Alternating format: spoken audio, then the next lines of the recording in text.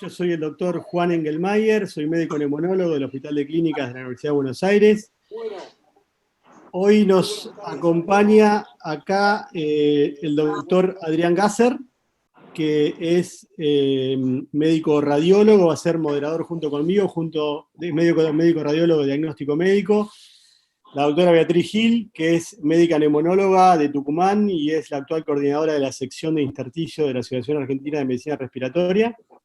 La doctora Silvia Quadrelli, que es médica neumonóloga y actual jefa del Sanatorio Güemes, y la doctora María Taola, que es médica neumonóloga del Instituto IREP.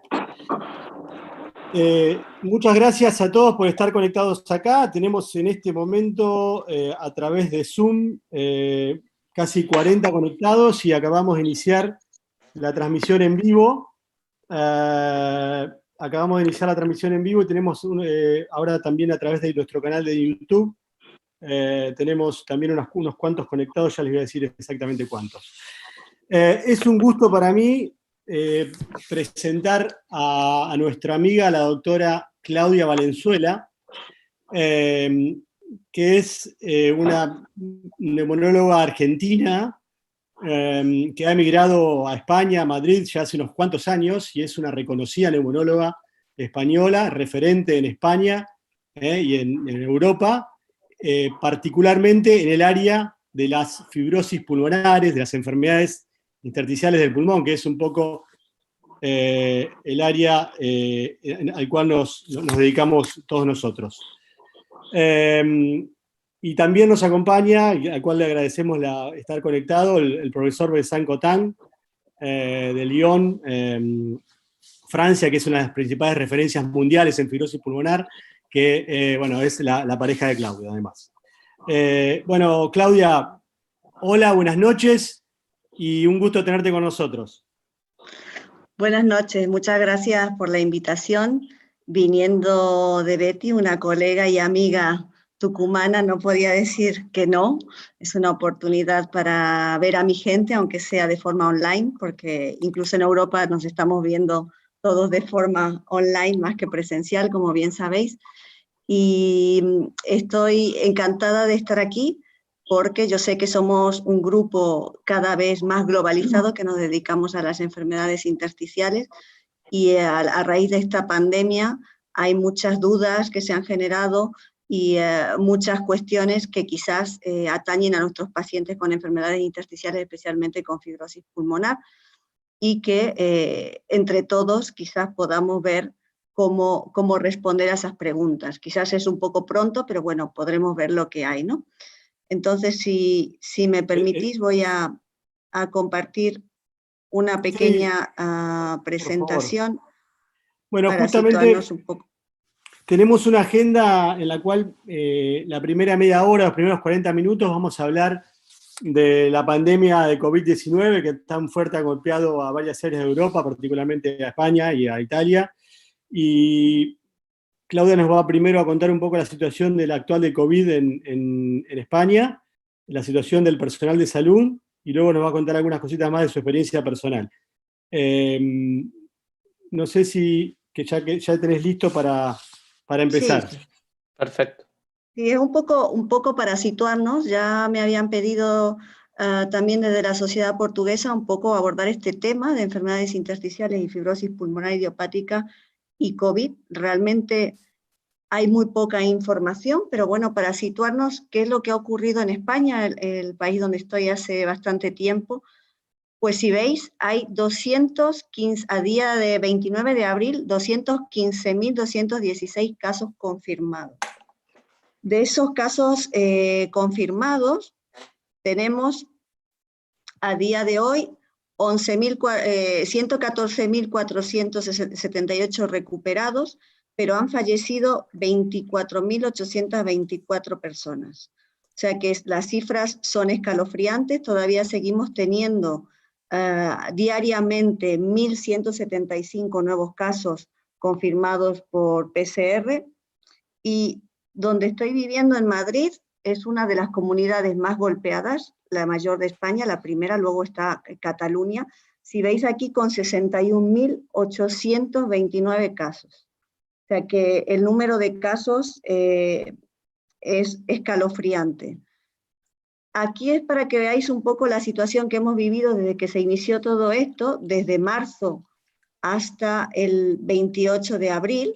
Como veis, esta es la parte más terrible, ¿no? A las últimas semanas de marzo y las primeras semanas de abril, donde las personas ingresadas por infección por COVID-19 llegaban hasta 16.000, más de 16.100 personas ingresadas, ¿no? Y aquí en esta gráfica veis los ingresos en UCI. Estas gráficas son solamente de los hospitales de la Comunidad de Madrid. Y como veis, este es el gran terror y a lo que vosotros estáis previniendo con el confinamiento, ¿no? De que las camas de UCI vean su capacidad totalmente desbordada. Aquí había más de 1.500 pacientes en UCI en el momento más álgido, digamos, de la pandemia aquí en Madrid solamente, ¿no? Prácticamente es entre un 10 y un 15% de los pacientes diagnosticados van a requerir un ingreso en UCI.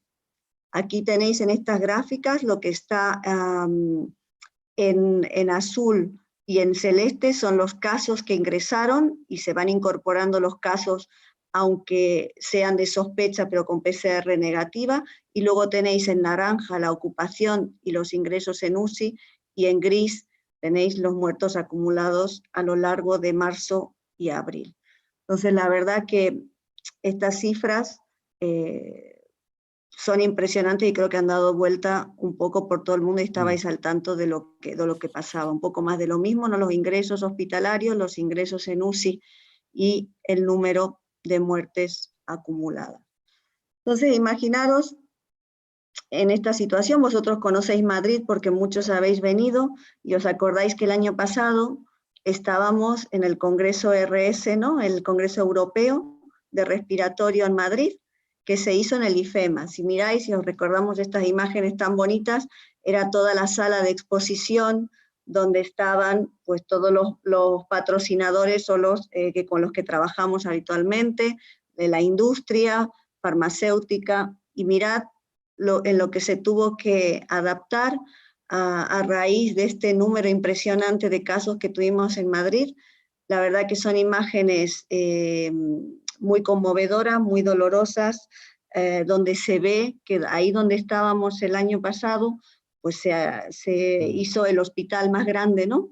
Que para albergar a todos estos pacientes, además de todos los hospitales de la Comunidad de Madrid, porque no era suficiente.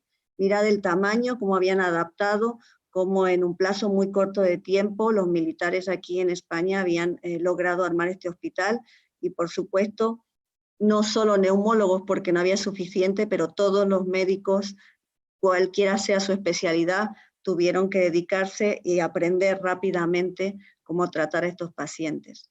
Ayer fue un día especial, no solamente porque estuve de guardia, sino porque se cerró el IFEMA y eso es como ha quedado después de estos 2 meses de ardua lucha, ¿no? Y un poco para que veáis cuál fue el rol de la neumología, no solo madrileña, española, y yo creo que en varios sitios de Europa y ahora de Estados Unidos en que estén en este momento más álgido, y por supuesto vosotros en las diferentes provincias de Argentina.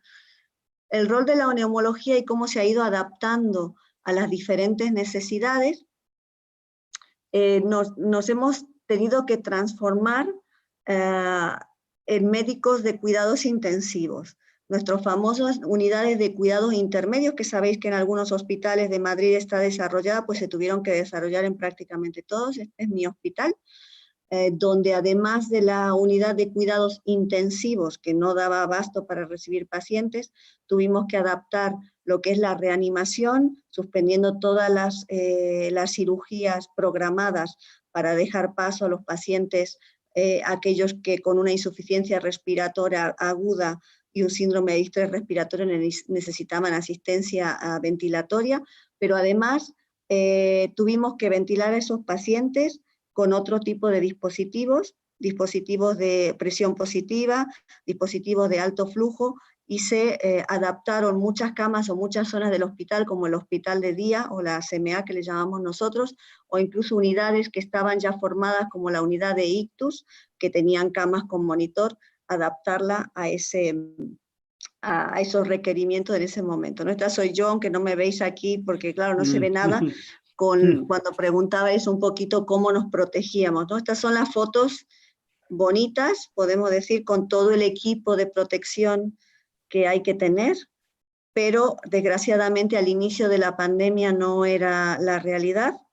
No era la realidad porque nadie está preparado para esto, no había suficientes equipos, los protocolos cambiaban cada hora, recibíamos nuevas indicaciones y yo creo que ha habido un gran contagio de todos los profesionales médicos que estaban en primera línea, profesionales enfermeros, cualquier tipo de profesional sanitario que estaba actuando en ese momento, incluso todo el personal que está de apoyo también en el hospital, debido a la escasez de medios, que yo creo que también es de noticia en todos lados. Es algo muy importante para proteger al personal sanitario que se necesita para atender a estos pacientes, ¿no?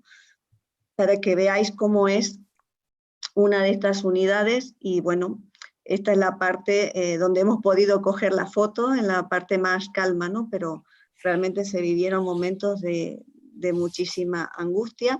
Cuando digo que todos los profesionales sanitarios se contagiaron, yo estoy en una de esas. Los que veis aquí son mis compañeros, que fueron los que pudieron seguir en primera línea, porque yo estuve casi un mes de baja, entre esos 10 días ingresada, afortunadamente no en esta unidad, sino en planta de hospitalización, así que también es importante mostrar todas las partes que han intervenido, ¿no? Tanto como médico como paciente, nos hemos visto afectados mucho de nosotros por esta pandemia. Y pasando un poco, después de haber visto la parte general, pasando un poco a nuestros pacientes con enfermedades intersticiales. Claudia, sí. Perdón que te interrumpa porque has dicho varias cosas muy, muy interesantes antes de pasar al siguiente tema que por ahí merecerían algún comentario. Sí, claro. Yo no sé, la verdad que es impactante para los que estuvimos en el IRS de Madrid del año pasado ver todo el centro de conversiones de la IFEMA convertido en un hospital, entre comillas, de campaña. Es impactante eso. Es un lugar enorme. Yo no sé, Mary, si querés hacer algún comentario. Hola Claudia, antes que nada, una alegría enorme verte. Muchas gracias, María. En todo este tiempo y nos hemos comunicado, pero no sabes la alegría que nos dio enterarnos de cada paso. Yo os agradezco los mensajes de apoyo, que eso me mantenía no tan aislada con vuestros mensajes y vuestros WhatsApp. La verdad que la globalización sirve para algo, a darnos fuerza para seguir adelante, así que nada, muchas gracias. Bueno, no, una alegría enorme. Bueno, un montón de cosas pueden surgir de esto, es interesante igual el tema que querés discutir a continuación, pero te quería preguntar, un poco lo hablamos con otros colegas en entrevistas previas, ¿por qué pensás vos que a España, a Italia, bueno, a Francia un poco también, le fue tan mal en comparación con China, en comparación con Alemania? O sea, ¿qué factores crees que impactaron en el desarrollo de la pandemia en estos países? No solo por el número de casos que tuvieron, que eso puede estar en relación al confinamiento, pero también por la mortalidad, que es cercana al 10%. Con respecto a esto, que creo que tiene relación, ¿a quiénes, y por protocolo, a quiénes estaban y a quiénes se están testeando con PCR para coronavirus?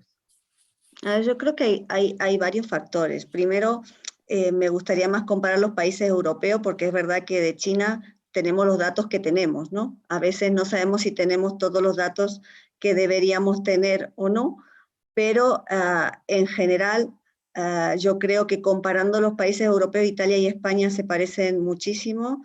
Desgraciadamente Francia sigue un poquito por detrás, pero también tienen esa misma evolución. Y Alemania es algo que se nos escapa saber por qué están tan, entre comillas, también, ¿no? Con respecto a esos países.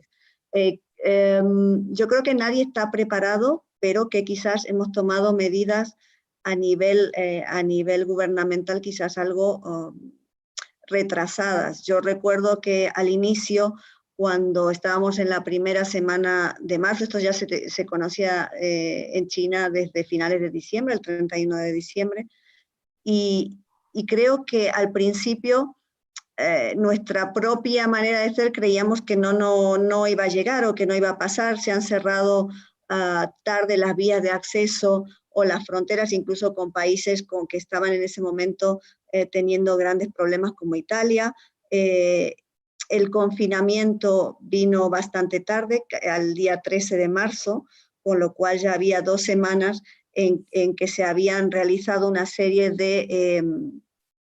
de manifestaciones y de aglomeraciones de personas que si se hubieran tomado medidas quizás hubiera sido diferente, ¿no?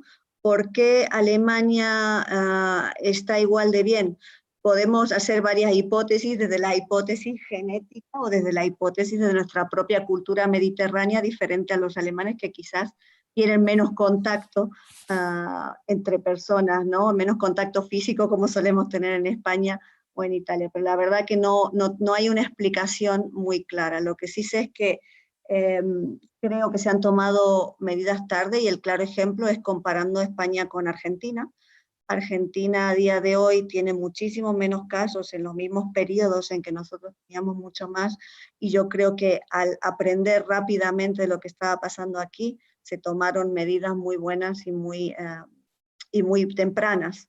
Entonces, aunque todos estemos sufriendo del confinamiento, creo que eso hace muchísimo a día de hoy la diferencia, ¿no? Otro tipo de explicación no lo sé si lo sabremos, porque cada país maneja sus datos y luego contabiliza también el número de casos de forma definitiva. Sé, por ejemplo, que en Alemania se hacen muchos más test y la mayoría de los casos son leves y no hay tantos pacientes ingresados. Aquí sí que la mayoría de los casos eran más moderados, severos y requerían ingreso. Es verdad que no se están haciendo todos los test que se dicen que se van a hacer, ni creo que se vayan a hacer porque los medios no son los óptimos, y además, bueno, ha pasado este pico, pues lo que se está haciendo son muestreos para poder calcular un poco cómo seguir con las medidas de desconfinamiento.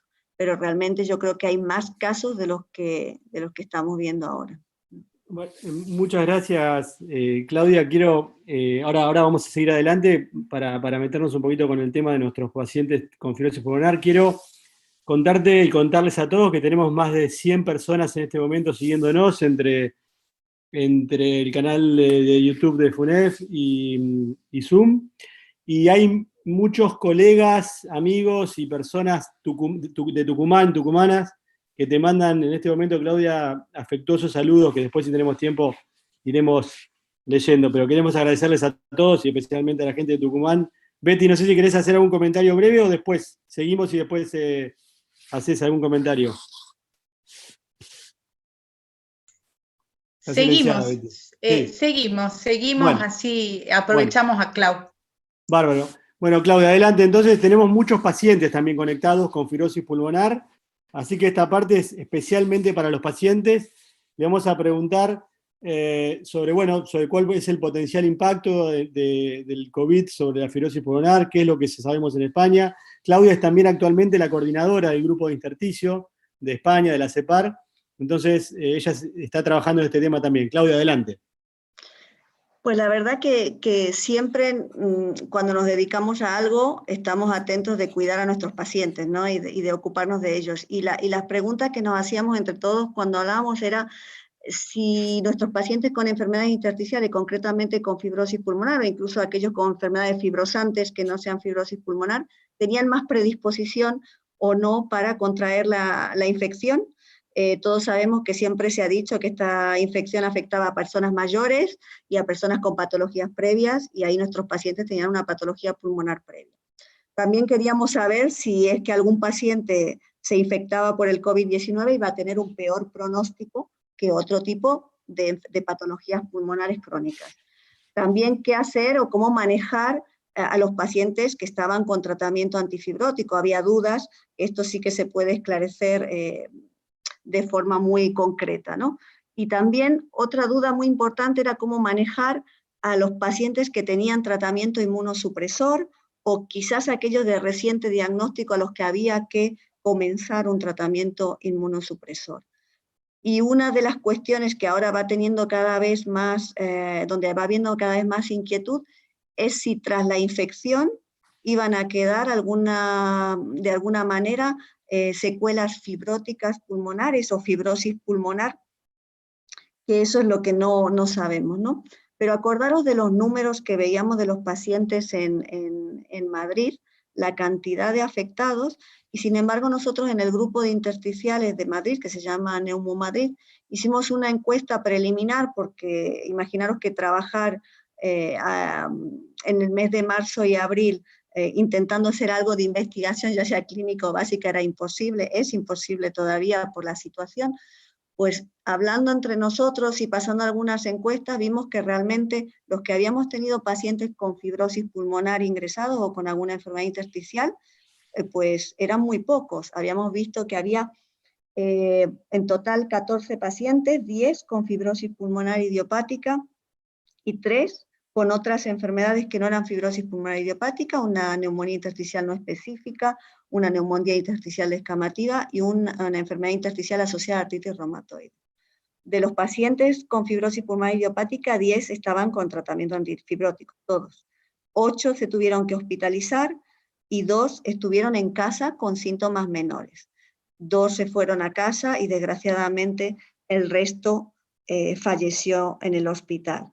Y en cuanto a las enfermedades, otras enfermedades intersticiales no fibrosis pulmonar, solo hubo un fallecimiento en el hospital y el resto fueron dados de alta, ¿no? Entonces, nos preguntamos por qué puede haber tan poco número de pacientes. Acordaros que esto es una encuesta preliminar, que seguramente hay muchas cosas que no sabemos.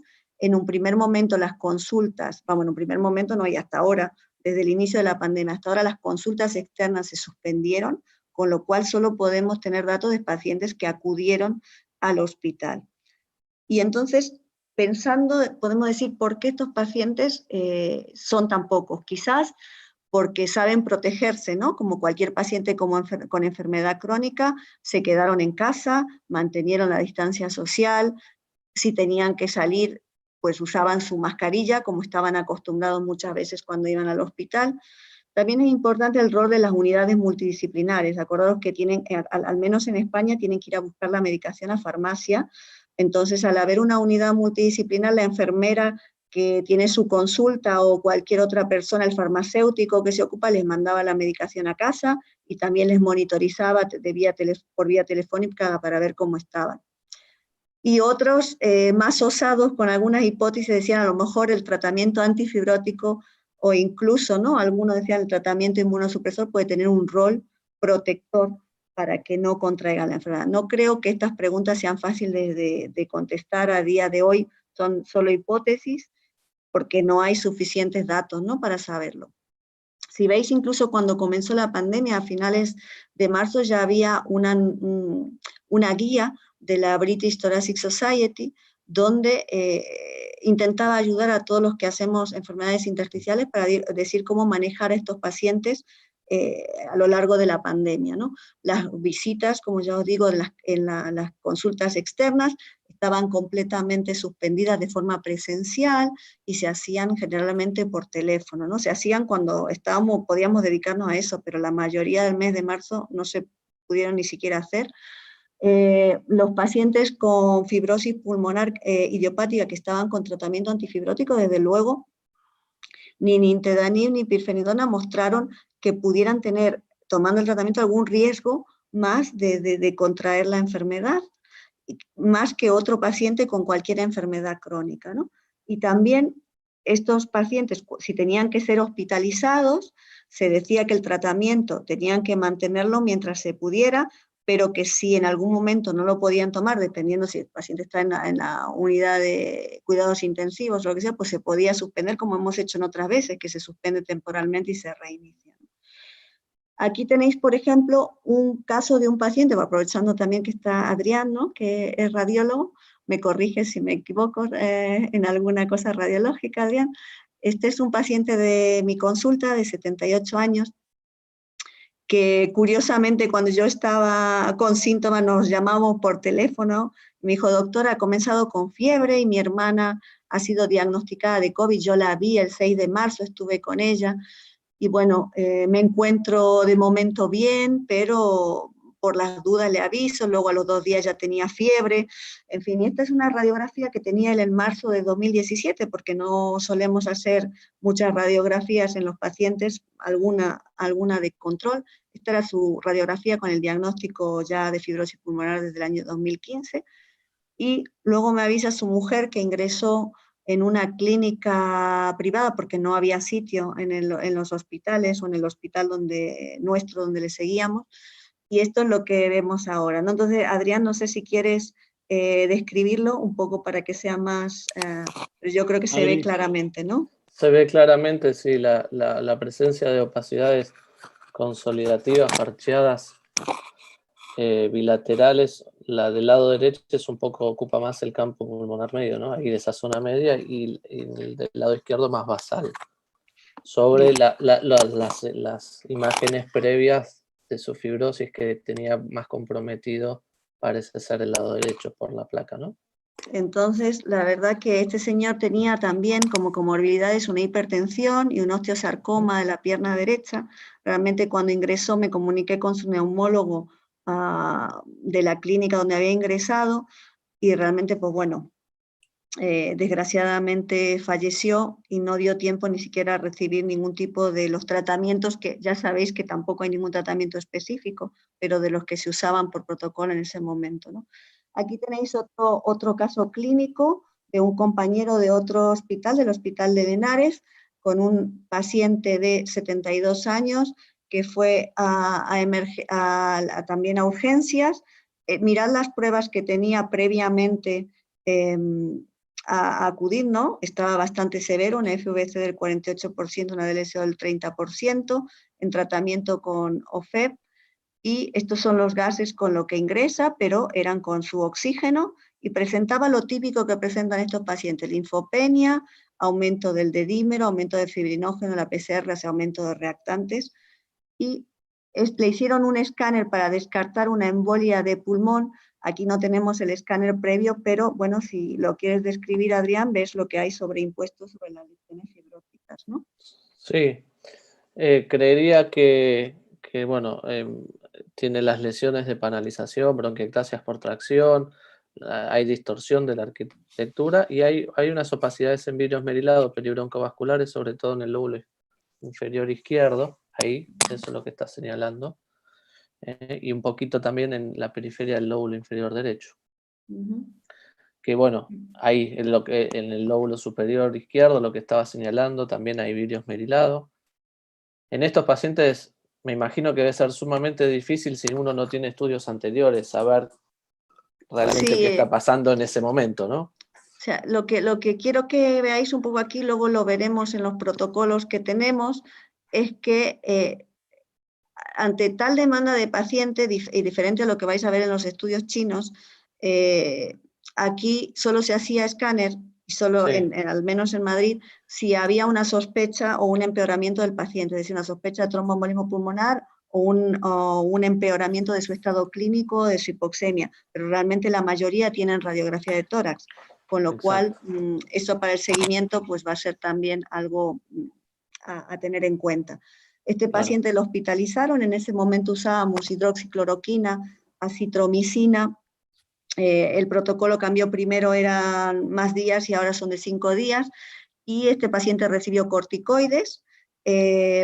Durante el ingreso se mantuvo el tratamiento antifibrótico, pero luego presentó alguna elevación de enzimas hepáticas. Acordaros que aquí la medicación concomitante tiene mucho que ver, porque hasta ese momento nunca había tenido problemas hepáticos, y se suspendió de forma temporal el tratamiento, y luego se normalizaron, y este paciente pues evolucionó favorablemente y fue dado de alta. Entonces, bueno, tenemos casos mejores y peores, pero de momento pocos casos comparado con los casos en personas sanas sin patología previa, ¿no? Y no sé si tenéis alguna cuestión en cuanto a los pacientes con fibrosis o no. Aprovecho para introducir la pregunta, que esto es un tema que lo venimos charlando mucho con Adrián, con el doctor Adrián Gasser también, el tema del manejo de las imágenes. Adrián, ¿se la querés hacer vos?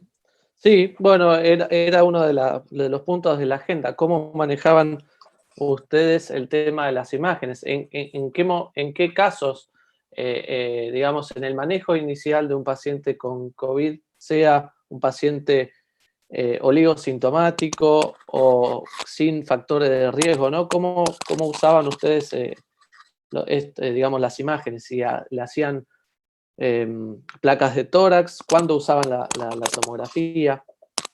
Porque La hay verdad que es una bastante... pregunta muy, muy importante y de eso lo tengo en las 3 últimas diapositivas donde Perfecto. te presento los protocolos de mi hospital, pero bueno, básicamente es un poco lo que has visto, ¿no?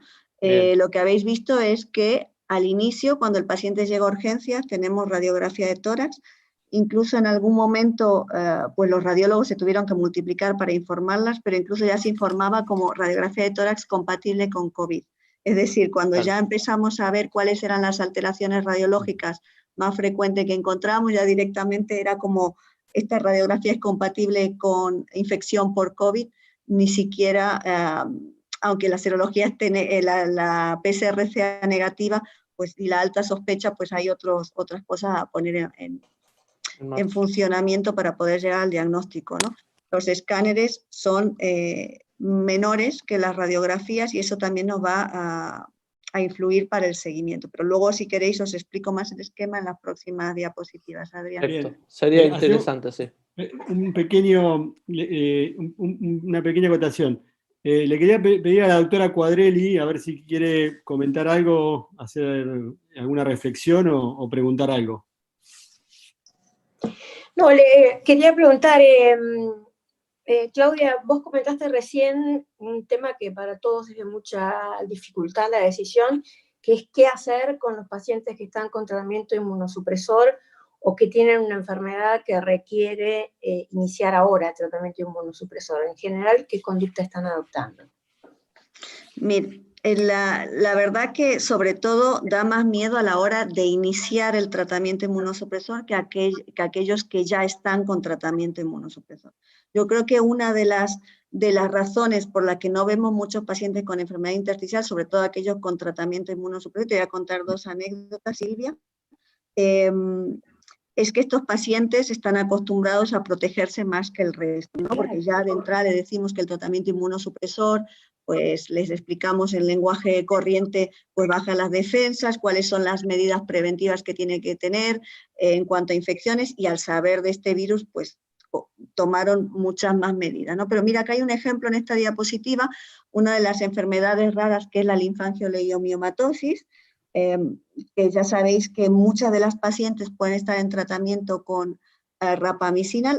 En casi todas las sociedades o asociaciones de pacientes o fundaciones que se hicieron recomendaciones, había como recomendaciones generales para en lo que concernía a la distancia social y a las medidas de protección, y luego alguna recomendación que tenía que ver con los tratamientos específicos. Acá le decía que, bueno, que el sirolimus no tiene un riesgo más aumentado per se de tener la infección, y no recomendaban que las pacientes lo suspendieran, porque también había muchos pacientes que querían suspender las medicaciones, tanto inmunosupresora como antifibrótica, en algún caso anecdótico, por miedo, ¿no? Hasta que no hablaran con su médico y les explicara. Entonces, que no había una recomendación de suspender de forma preventiva, pero en el caso de tener una infección activa, a lo mejor había que el médico tratante tenía que reducir la dosis o suspender de forma temporal. Y en el caso del inicio, que es el caso más problemático, yo creo que si no eran casos de enfermedades graves que requieran un tratamiento muy, muy urgente, sí que se retarda el inicio de los tratamientos inmunosupresores lo máximo posible, ¿no? En algunos casos. Pero es verdad que es una decisión difícil y no hay evidencia científica que te diga exactamente qué hacer. Pero bueno, es lo que estamos viendo. Un caso anecdótico, una paciente con una neumonía organizativa criptogenética que estaba en tratamiento con corticoides en pauta descendente. La llamé para hacer la consulta telefónica cuando ya me reincorporé. Me dijo: doctora, yo he estado en la peluquería y mi peluquera la diagnosticaron de COVID, eso antes del confinamiento. Estuve con fiebre 2 días, llamé a mi médico de cabecera, no me hicieron la prueba, porque efectivamente la gente que estaba en casa, la mayoría no tenía prueba, en casa con síntomas me refiero. Entonces dice, no me hicieron la prueba, pero yo no me he quitado los corticoides, porque yo pienso que los corticoides me han protegido. Esa es la teoría de la paciente, ¿no? Y yo creo que en esa teoría estamos viendo muchos que en algunos de nuestros pacientes estamos usando corticoides para esas, no sé si viene aquí la diapositiva, para esto que estamos viendo aquí, ¿no? Yo creo que esta diapositiva la conocéis todos, hemos estado todos viendo las diferentes fases de la infección, ¿no? Primero con una fase de replicación viral y una segunda fase inflamatoria, y creemos que aquí en el medio, entre estas dos, tenemos una ventana de oportunidad, quizás en estos pacientes donde reconocemos que la fase inflamatoria es la que está dando problemas y que es la fase que nos lleva a este distrés respiratorio, en qué momento es importante quizás usar fármacos antiinflamatorios como pueden ser los corticoides o como puede ser la interleuquina 6, que es lo que estamos usando a día de hoy. Es verdad que evidencia, al menos con corticoides no hay ensayos clínicos randomizados de momento, sé que hay algunos en marcha, y bueno, está apareciendo más evidencia con algunos otros inmunosupresores como los inhibidores de la IL-6. Entonces, bueno, a lo mejor esta paciente en su percepción no está tan errada, ¿no? No lo sabemos, tenemos que esperar más datos, pero bueno, algunos de ellos quizás hubo un efecto protector de algún inmunosupresor o tratamiento de base, ¿no? No sé si tenéis algún otro comentario, Silvia. No, Claudia, hay algunas preguntas de la audiencia que te las voy a intentar resumir. Primero, el ingeniero Jorge Iomi, que es el presidente de la Asociación de Pacientes de Argentina, que se llama FIPIA, hace un par de preguntas en relación a que si vos no creés que quizás, considerando la prevalencia de la fibrosis pulmonar idiopática, los pacientes contagiados son realmente tan pocos, y después pregunta en relación a eso, si en la encuesta de ustedes de Madrid la mortalidad en FPI sea del 60%, pregunta él. Esa es una pregunta. Y la otra pregunta tiene que ver, acá está el doctor Omar Díaz también de Tucumán, y preguntan sobre la salida de la cuarentena. Como una pregunta difícil que nadie sabe a ciencia cierta, pero bueno, ¿cómo ves vos la salida de la cuarentena en España y potencialmente quizás también en Sudamérica, en Argentina en un futuro? Esas son dos preguntas, un poco resumiendo las preguntas que había hasta recién. Yo creo que, bueno, es siempre un placer hablar con los representantes y con los pacientes, ¿no?, de fibrosis pulmonar idiopática, que saben que siempre intentamos trabajar juntos, que es la única manera, ¿no?, de salir adelante de todo, y lo hemos visto en esta pandemia. A ver, yo creo que los datos que tenemos son muy preliminares. Realmente estamos viendo los casos más graves que han requerido hospitalización y el número es muy poco. Pero os digo que desde que me he reincorporado y estoy pasando la consulta telefónica, muchos pacientes han estado en domicilio con síntomas leves, no han tenido mayores problemas, pero no tienen realizada la PCR, es decir, el test para saber si son COVID positivos o no. Entonces, probablemente esto ha ocurrido no solo con pacientes, ha ocurrido en general con la población que ha tenido síntomas leves y se ha quedado en casa. Al no haber test, solo se hacían a las personas que iban a ingresar o que iban al hospital con síntomas más severos o más graves. Entonces, creo que cuando se puedan hacer los test de muestreo y veamos las serologías, podemos encontrar un número completamente diferente. Y ahí sabremos la importancia y el rol de algunos, ya sea fármacos o ya sea actitudes de los pacientes o cuidados o medidas que hayan hecho que haya más casos leves que severos, pero de momento no lo podemos saber. Es decir, que si vemos esos casos y vemos que 6 pacientes han fallecido de esos 10, pues claro, decimos una mortalidad del 60%, pero yo creo que hay muchísimos más pacientes que han pasado la infección de una forma leve y sin grandes problemas. Lo que pasa es que no lo sabemos. Entonces, bueno, siempre tendemos a ver los casos más graves. En cuanto al desconfinamiento, pues es un un tema muy importante, porque yo creo que una de las razones por las que no tenemos tantos pacientes graves con fibrosis es porque han estado en su casa, porque de hecho nuestra enfermera, la enfermera de la unidad, María José, ha estado hablando con ellos y la mayoría están bien. Nosotros tenemos a día de hoy más de 146 pacientes con fibrosis pulmonar idiopática tratados, y solamente un caso de nuestros pacientes, desgraciadamente, ha fallecido por COVID-19. Entonces, es muy pronto para saber eso, pero el desconfinamiento que ha empezado en Madrid de una forma muy lenta, porque hoy, cuando he salido del hospital, había muchos runners que habían aprovechado que hoy se podía hacer deporte, y luego mucha gente mayor que podía salir de 10 a 12 de la mañana. Entonces, al ver eso, tenemos que esperar, ¿no?, unos 15 días para ver qué ocurre, que es el tiempo un poco de incubación del virus. Se supone que si hemos seguido las medidas de protección que nos han solicitado para poder salir, esto no debería ser tan espectacular como lo que hemos vivido en marzo, pero bueno, no lo sabemos, es bastante impredecible. Veremos en 15 días las consecuencias de ir saliendo un poco a la calle, ¿no? La idea es que sea menos impacto, pero no lo sabemos. Perfecto. Si querés seguir adelante... Perdón, Juaní. Sí, Mary. Con respecto a eso, y creo que en esto hay una pregunta de interés personal para Claudia, porque creo que la salida del confinamiento y la evolución final de la pandemia va a tener que ver un poco con la inmunidad que genera el coronavirus. ¿Tienen data de reinfección o del tipo de inmunidad que puede generar? Porque eso nos va a dar una pauta después de las conductas a seguir. Ahora mismo no hay esos datos, se está extrapolando de lo que se conoce en general con la inmunidad de algunos virus similares, ¿no?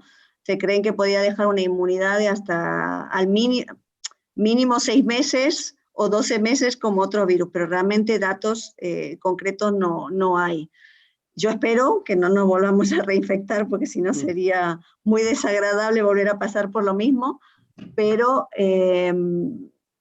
seguimos con las mismas medidas de precaución, es decir, aquellos que han pasado la infección y han sido positivos, seguimos con la misma medida de precaución, al menos a nivel sanitario. Ahora estamos realizando serologías a todo el personal sanitario para poder saber quién ha pasado o no la infección, pero no tenemos serologías cuantitativas que nos puedan decir, dar más información sobre diferentes niveles de anticuerpos según la infección haya sido leve o grave, que quizás eso también nos pueda llevar por esa vía de saber cuánto dura, ¿no?, la inmunidad. Y en cuanto a las reinfecciones, hay algún caso anecdótico que circula, sobre todo dentro del personal sanitario, pero realmente es muy anecdótico. Yo creo haber visto, no sé si he visto las últimas cifras, pero en Corea era un 14%, me parece, de reinfección. No sé si han salido nuevos datos.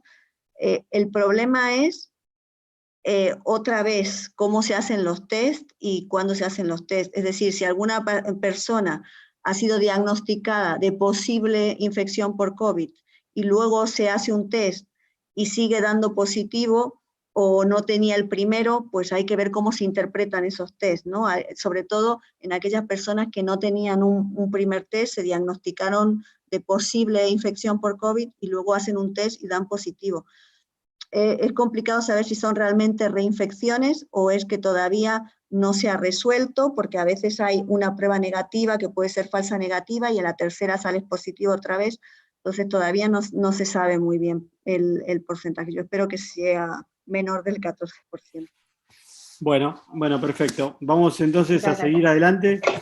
Venimos muy bien con la agenda, tenemos algo más de 15 minutos todavía, tenemos 120 personas mirándonos entre las dos plataformas. Claudia, adelante.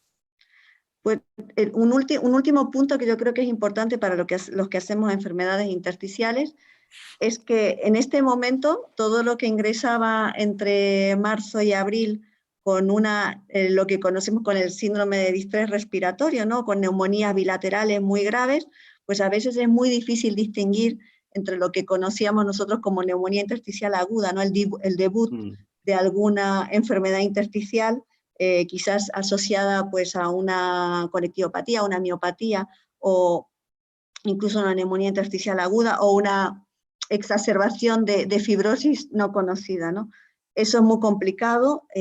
Tendremos, si Dios quiere, una webinar especial para enfermedades intersticiales en CEPAR en mayo, el 12 de mayo, donde nos contarán un caso muy espectacular que refleja lo que estamos viviendo en ese sentido, ¿no? De gente muy joven, sin patología previa, donde esta situación se hace más complicado y más necesario el trabajo multidisciplinar para hacer diagnósticos diferenciales, porque en la era del COVID se piensa en el COVID, pero también hay más cosas que no tenemos que olvidar, ¿no? Y 2 pinceladas para ver exactamente qué encontramos, aprovechando que está Adrián por ahí. Yo creo que ya todos sabéis cuáles son las lesiones típicas que encontramos a nivel radiológico. Hemos tenido suerte de que en China se hicieran muchos TAC, y nos interesa sobre todo porque como intersticiólogos vemos muchas lesiones de vidrio deslustrado y lesiones de consolidación con bronquiectasias dentro que parecen tener peor pronóstico, ¿no? Y un poco haciendo revisión de los casos vemos que esa es la mayor frecuencia, el vidrio deslustrado, la consolidación, que sea bilateral, y la distribución periférica tampoco es tan frecuente, es un tercio de los casos, ¿no? Y esta revisión me había gustado mucho porque comparaba los hallazgos clínicos y radiológicos que teníamos en el SARS, que es de 2003, en el MERS de 2012 y en el COVID-19.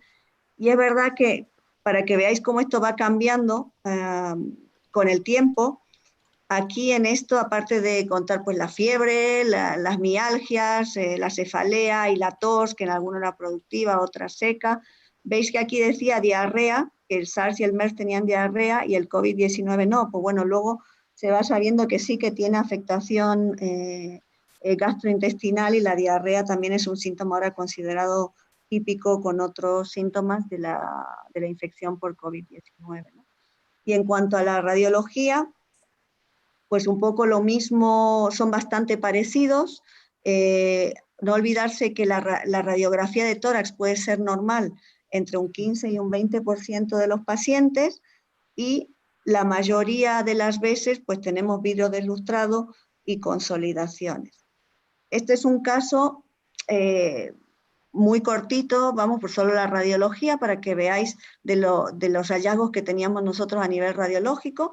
Como veis, es un paciente de 39 años que vino por fiebre y COVID positivo. O sea que ese mito de que es solamente las personas mayores y con patologías previas, pues no es tan así, porque sí que hemos tenido muchos casos de personas, pacientes entre 45 y 65 años, bastante afectados, ¿no? Y como veis, pues aquí está la radiología, no sé si está Adrián, pero bueno, Sí, veis claramente. Sí, hay opacidades consolidativas y bastante más extensas en el lado izquierdo, que hasta tienen esa disposición un poco más periférica y así como arciforme vertical, ¿no? Como si fuese una etapa un poco más avanzada de una neumonía, y hace asemejar a la neumonía en organización, con cierta distorsión.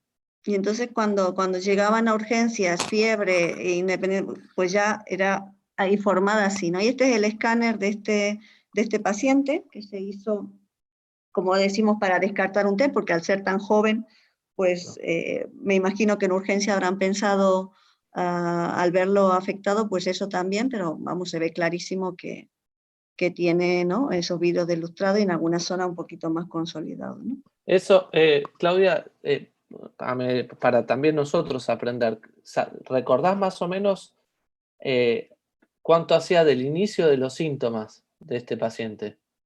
A ver, eso Porque es tenemos bastante entendido variable. que las imágenes tienen una evolución más o menos, digamos, descripta desde el vidrio esmerilado hacia las opacidades que Sí. parecen neumonía organizada, hacia el vidrio esmerilado vuelta, ¿no? Y según La el verdad tiempo que de desde el evolución. inicio de los síntomas suelen pasar entre 5 o 7 días Sí. hasta que aparece la complicación con neumonía, y a medida que avanza, un poco más allá de los 10 días, ya podemos estar viendo si hay mala evolución, consolidaciones. Sí, O sea que a partir del 5.º día del inicio de los síntomas aparecen la neumonía. El pico se produce entre los 11 y 16 días, lo que leí. Eso.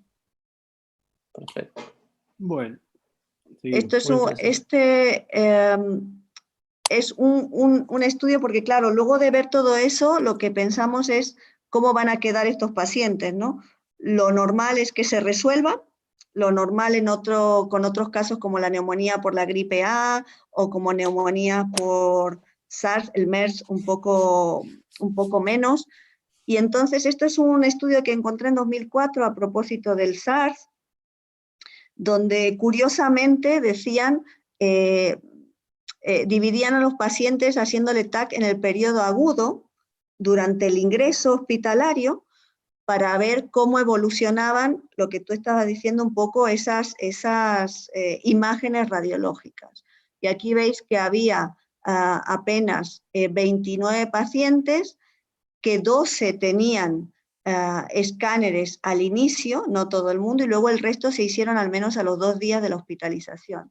Y como veis, lo más frecuente sigue siendo lo mismo, el Grand Glass y las áreas de consolidación, y en algunos había una mezcla. Pero lo que era interesante de esto es que ya, incluso durante la hospitalización, veían algunos datos de fibrosis como reticulación, asociada con distorsión y bronquiectasias por tracción, pero si veis, realmente el número de pacientes era muy pequeño, es decir, que los datos de fibrosis muy temprana realmente era en una escasa cantidad de pacientes, sobre todo en el SARS, aquí que era este estudio de Müller, de Néstor Müller, ¿no?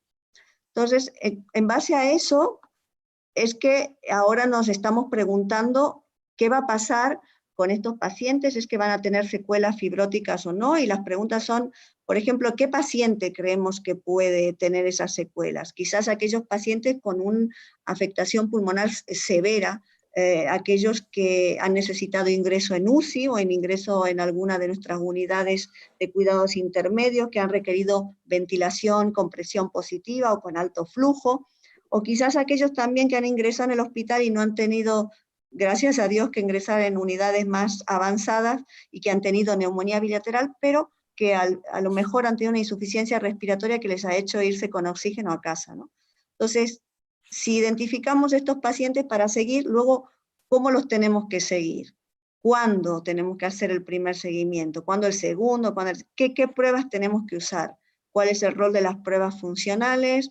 ¿Cuál es el rol de la radiografía de tórax o del TAC, ¿no?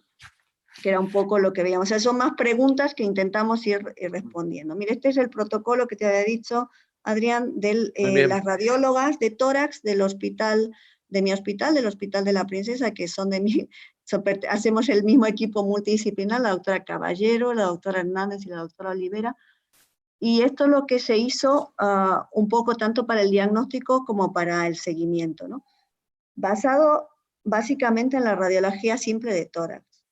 ¿Cuándo no hacer una radiografía simple de tórax a un paciente con COVID positivo? Aquellos que están asintomáticos, que ya os digo es difícil porque no se han hecho test de forma masiva, o aquellos pacientes con síntomas respiratorios leves y sin factores de riesgo, que imagínate que por casualidad le han hecho un test, o porque era un contacto, o por lo que sea, o porque era un sanitario y de pronto tiene síntomas leves sin factores de riesgo, no hace falta hacer radiografía de tórax.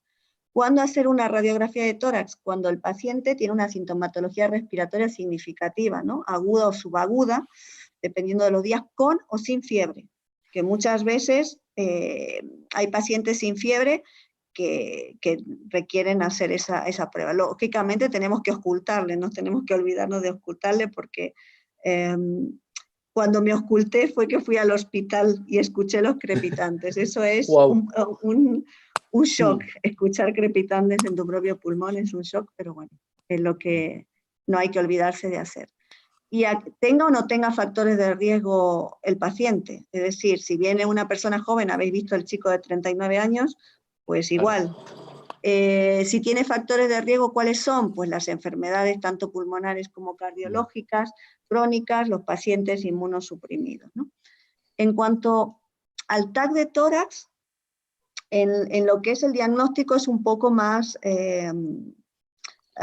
difícil de establecer. Lo que hemos usado nosotros siempre, aquí es el punto B, ¿no? Aquellos pacientes confirmado el diagnóstico de COVID-19 con empeoramiento clínico respiratorio y o analítico, en donde se sospecha ya sea una sobreinfección o sobre todo el tromboembolismo pulmonar, que sabéis todos que por la fisiopatología hay bastantes problemas de coagulación, y hay bastantes pacientes que presentan un tromboembolismo pulmonar durante el ingreso o en la fase de recuperación.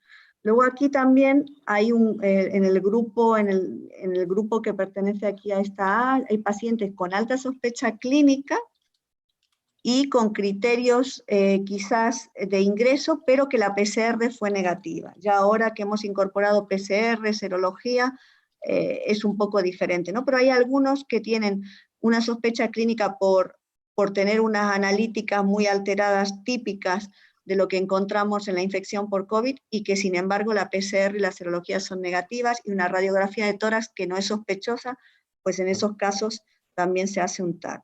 Y luego pues hay otras indicaciones para aquellos pacientes que van a ser operados y que no tienen pruebas negativas, sí, o aquellos que, bueno, que necesitan una cirugía mayor, ¿no? Y en este sentido, no sé si habéis leído el documento de la Fleischner, donde hacen un consenso que ha salido recientemente para ajustar en base a la probabilidad clínica, a la sintomatología, si es leve, moderada, grave, cuándo hacer o no diferentes pruebas de imagen.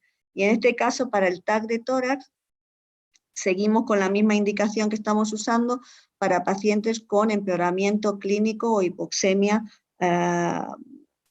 que ya estén diagnosticados de COVID-19, y aquí lo dicen también para el seguimiento de esos pacientes. Entonces, bueno, aquí entramos en un terreno un poco de establecer protocolo de seguimiento. Otra cosa que no quería olvidar, como somos neumólogos, las pruebas de función respiratoria.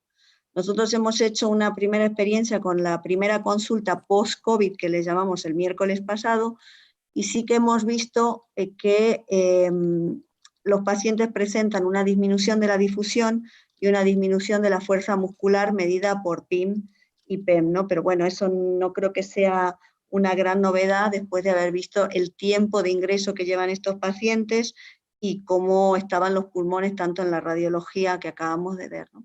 Y en base a eso hemos intentado diseñar un protocolo de seguimiento tras la hospitalización. Es decir, hay pacientes, no os olvidéis, que han estado en casa y que le está siguiendo el médico de atención primaria, y que, bueno, él decidirá un poco qué es lo que tiene que hacer. Aquí veis, según lo que encuentre en el seguimiento, ¿no? Aquí, mirad, tenéis los que han ingresado en planta de hospitalización sin criterio de afectación pulmonar grave. A esos pacientes también les sigue el médico de atención primaria, y realizará entre el plazo de 6 a 8 semanas una radiografía de tórax y por supuesto la analítica, quizás antes si había algún otro problema, y si ven que persiste la sintomatología respiratoria o tiene una saturación baja o tiene alteraciones en la placa, pues ya le mandará la consulta de neumología. ¿Qué pacientes deberíamos ver de inicio nosotros en la consulta de neumología? Pues aquellos que han tenido una afectación grave, podemos decir, que han requerido ingreso en UCI, en REA, o en las unidades de cuidado intermedio, que han recibido presión positiva o que han salido del hospital con oxigenoterapia crónica. Y ahí un poco decidir en qué momento hacer el TAC de tórax, las pruebas, la gasometría, el test de la marcha. Yo creo que al final ese porcentaje de pacientes que tengan secuelas los terminaremos siguiendo en las consultas de intersticiales, ¿no? No sé qué porcentaje será. En otras series, en series de SARS y MERS, hay un 20% de pacientes que desarrollan secuelas fibróticas.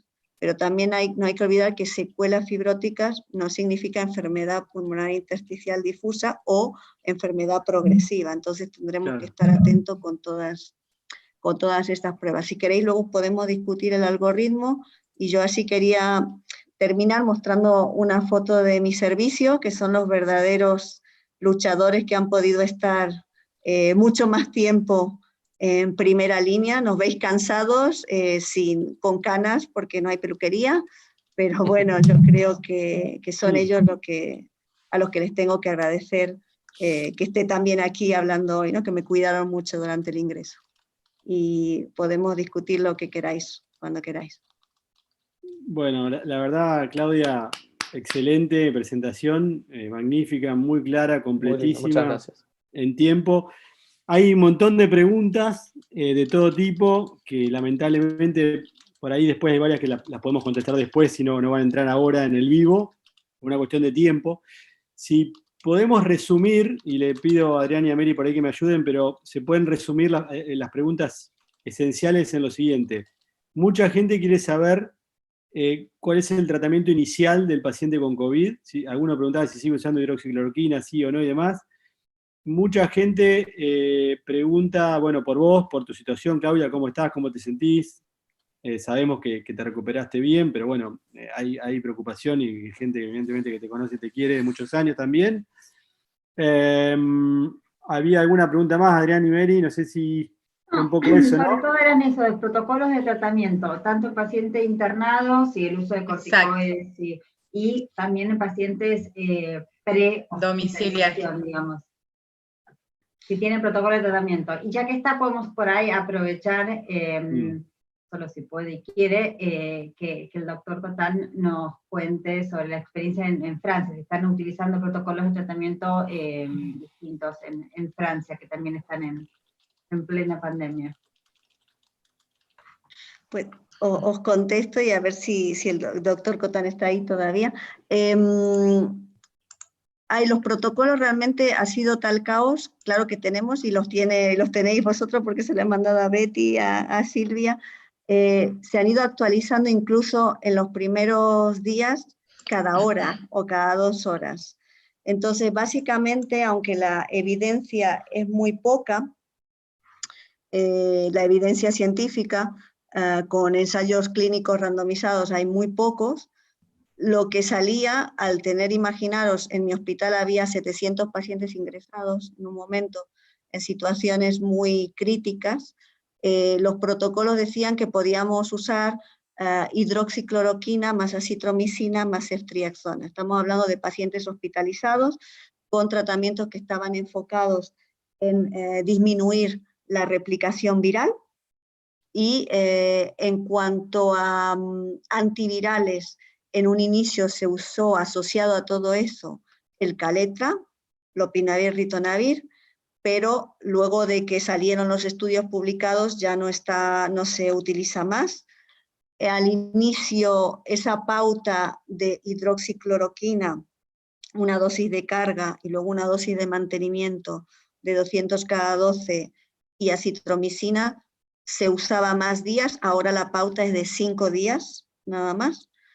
Y habéis visto también que ha salido publicado el estudio con Remdesivir, que es negativo, con lo cual ningún antiviral a día de hoy se utiliza para el tratamiento. Sí, estos fármacos para reducir la replicación viral con la precaución de todos los efectos secundarios que tienen. Yo lo he tomado durante 10 días y os puedo decir que ya no sabía si era el virus o eran los fármacos, pero tenía bastante efectos secundarios. Hay que mirar muy bien los electros, el alargamiento del QT, con estas combinaciones, las enzimas hepáticas, las molestias gástricas, pero bueno, tampoco hay evidencia, algunos pacientes recibiendo el mismo tratamiento, algunos iban muy bien y otros no tan bien, hasta que se empezó a saber de la fase inflamatoria de la enfermedad, a medida que íbamos aprendiendo.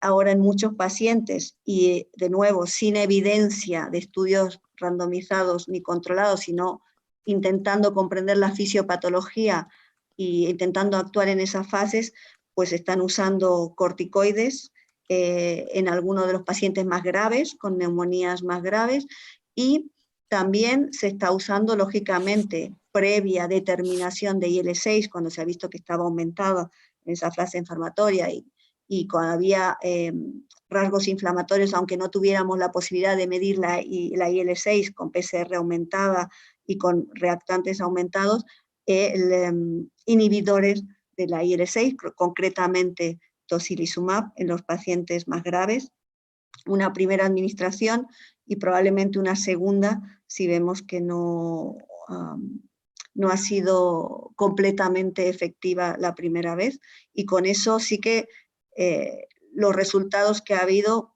pues que ya, de nuevo, nosotros no tenemos ni ensayos clínicos randomizados ni controlados, pero fueron bastante satisfactorios para el tipo de pacientes donde se utilizaba. Y luego también el tema de ventilación, que al principio estaba totalmente contraindicado, en algún momento pues hemos tenido que pasar a los dispositivos de presión, con presión positiva, a unos dispositivos casi que mis compañeros expertos en ventilación han tenido que crear, ¿no? Que fabricar, casi como si estuvieras en el garaje de tu casa, y con esos dispositivos muchos pacientes han podido hacer ese puente para poder llegar a la UCI cuando hubiera cama, ¿no? Entonces a día de hoy esos son los tratamientos que se utilizan, y ojalá que tengamos una vacuna, pero bueno, todavía queda un tiempito para eso. Yo creo que las mejores medidas que tenéis que tener a día de hoy son las que nosotros hemos hecho un poco tarde, que son el confinamiento, el distanciamiento social y las medidas de protección, porque el resto pues depende un poco del arte que vayamos teniendo y de la evidencia que vaya saliendo. Muchísimas gracias, Claudia. Profesor Cotán, le queríamos preguntar brevemente cuál es el protocolo de tratamiento. No queremos abusar de su tiempo, pero el protocolo de tratamiento que están usando en Lyon ahora y en Francia. No hay prueba, entonces depende del departamento. Unos médicos utilizan tocilizumab o corticoides o hidroxicloroquina, pero en mi servicio no utilizamos tratamiento afuera de ensayos clínicos. Bien, bueno, perfecto. Muchísimas gracias. Betty, ¿querés hacer alguna reflexión final? La doctora Beatriz Gil. Primero agradecerte, Claudia. Antes de reflexión final, quería también comentar una experiencia con una paciente con diagnóstico de fibrosis pulmonar familiar. Nosotros acá en Concepción, se llama la ciudad donde yo estoy, no tenemos casos de COVID aún. Sin embargo, ella hizo una exacerbación importante de su enfermedad en medio de esta situación y requirió ser internada, y al requerir ser internada tuvimos que poner en marcha el protocolo COVID, a pesar de no tener por ahí una evidencia epidemiológica cierta de que podía tratarse de esto, y yo estaba segura de que no se trataba, que era una exacerbación de su enfermedad. Pero se implementó el protocolo, se le hizo el hisopado, ingresó a la zona preparada para aislamiento, para pacientes con alta sospecha, pero con sospecha. Bueno, finalmente la PCR fue negativa y la paciente está estable y está evolucionando al tratamiento que hacemos siempre para las exacerbaciones, y veremos. Pero digo que esto también tenerlo en cuenta, que son pacientes que vamos a tener que estar atentos a que no es fácil diferenciar si su descompensación va a ser por una exacerbación o por infección. Considerar que eso. No sé, Clau, si tenés para decir algo en ese aspecto. Yo creo que eso es uno de los puntos bastante difíciles. Acordaros que en la última reclasificación de la exacerbación aguda de la fibrosis pulmonar teníamos la pura exacerbación idiopática y la generada por otras causas, como puede ser una infección viral, ¿no? Incluso muchos pacientes con infección por gripe, ya sea influenza A o influenza B, tenían posibilidad de desencadenar una exacerbación. Yo creo que el peligro está en que todavía no sabemos y no tenemos la evidencia para usarlo, el tratamiento, que ya sabéis que la exacerbación no tiene un tratamiento estándar, pero que usamos corticoides a altas dosis y en alguna vez algún inmunosupresor. El problema está en que incluso al diagnosticarla o con PCR positiva para COVID, ver ese momento en el que además de tratar el COVID, que ahora mismo no hay tratamiento, en la fase de replicación usamos algunas cosas, pero además de esa fase existe la fase inflamatoria, ver cuál es el momento adecuado, oportuno, para poner esos corticoides, y en estos pacientes es más difícil porque la exacerbación se presenta de forma espectacular y quizás ese momento se adelanta, ¿no? Tener que usar los corticoides y tener miedo que el virus se esté replicando, y a día de hoy, como bien decía el profesor Cotán, no tenemos ensayos clínicos que nos digan que un fármaco es efectivo contra la replicación viral. Tenemos algunas señales y por eso se está usando, ¿no? Entonces, en esos casos sí que con la poca evidencia y dependiendo también del número de pacientes que tengan, ¿no? Sí que usamos los corticoides tempranamente y con algún fármaco que nos diga que podría tener algún efecto en la replicación viral, ¿no? Pero bueno, es una situación muy difícil. Bueno. Así es. Y bueno, y agradecerte, Claudia, y agradecerle a Vincent, que participó también. Para nosotros ha sido una gran pérdida el haber cancelado, obviamente, nuestra conferencia. No teníamos ninguna opción, obvio. Hicimos muy bien en cancelarlo con un tiempo bastante prudencial. Así que agradecerle a Dios, Claudia, que estás bien. Realmente hemos estado rezando mucho por vos y por todos, y porque todos estén bien y porque todos nosotros podamos estar también bien. Así que ha sido muy enriquecedora tu charla de hoy. Gracias. Yo estoy encantada de la invitación y gracias por el apoyo y el cariño constante.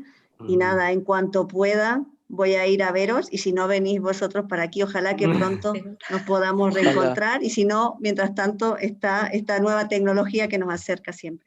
Bueno, gracias, Claudia, la verdad, sin palabras para agradecerte, sabiendo la situación tuya, que nos hayas dispuesto esta hora y media, más toda la preparación, que no es menor, la verdad que no tenemos palabras de agradecimiento. Muchísimas gracias, te veremos pronto.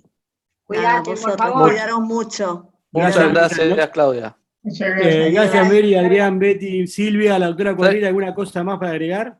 Silvia, que te quería ver más. Silvia. Silvia parece que no. Ya, Silvia se fue a dormir. ¿La silenciada, Silvia? No, está silenciada. ¿La silenciada? No, ha sido excelente la presentación y bueno, lo que ya dijeron todos, gracias de corazón porque sabemos bien lo que te cuesta estar acá y realmente, yo no le recé a nadie porque soy atea, pero hemos Silvia, hecho por ti cualquier cosa y por Betty. Nos alegramos mucho de que estés muy bien. Bueno, muchas gracias a todos. Nos quedaron algunas. Adrián. Nos quedaron algunas preguntas en el tintero, así que Claudia probablemente o al profesor Cotán le vamos a hacer. Ya la próxima le preguntáis al profesor Cotán, pero va a tener también que traducir María, que ha traducido muy bien el otro día. Porque... En inglés, Vincent. Porque, digámosle, porque Betty lo mencionó, pero para la gente que no sabe, Claudia y el profesor Cotán, ambos iban a ser los invitados de honor este año en nuestra conferencia anual de fibrosis pulmonar de la MR en Tucumán. Pero bueno, la próxima será. Un abrazo grande para todos. Muchísimas gracias. Adiós. Muchas gracias, Claudia. Muchas gracias. Muchas gracias. Chao, gracias. Nos vemos pronto. Nos vemos. Chao, Claudia. Gracias.